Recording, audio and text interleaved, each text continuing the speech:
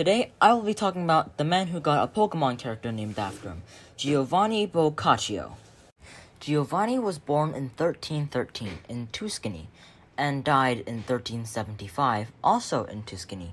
Giovanni is a famous author, like really famous. I mean, they made a statue of him. Like, that is the definition of famous. After he was sent to Nepal to learn about business, but was later recalled back by his father, he had created some of his earliest works, such as Diana's Hunt, The Love Afflicted, and The Love Struck. Diana's Hunt is his first work, and Diana's Hunt, like The Love Struck, are both short poems.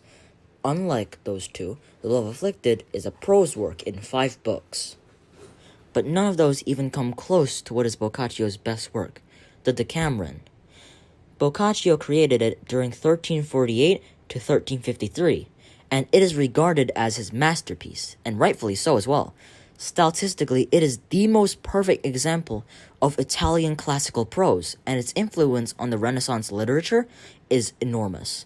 The Decameron begins with 10 people flying away from Florence because in 1348 there were a lot of sick people. Those 10 people include 7 women and 3 men.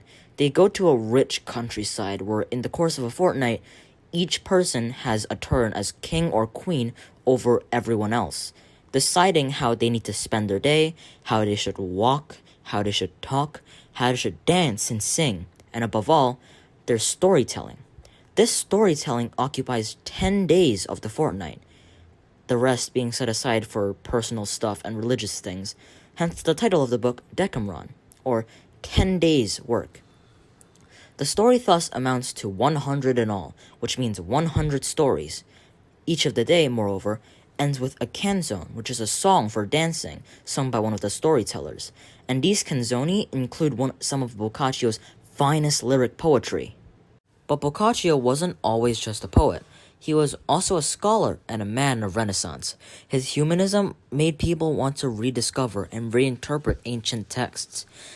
They also comprised classical studies, but all of these studies were pursued in poverty.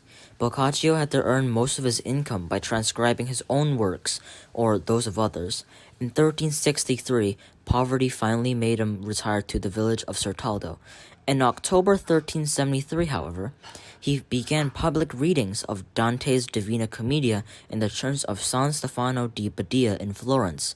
A revised text of the commentary that he gave of these readings is still extant, but breaks off at the point that he had reached, when, early in 1374, ill health had made him lose heart. He had to retire to Certaldo again. There, Boccaccio died the following year and was buried in the church of SS Michele e Jacopo.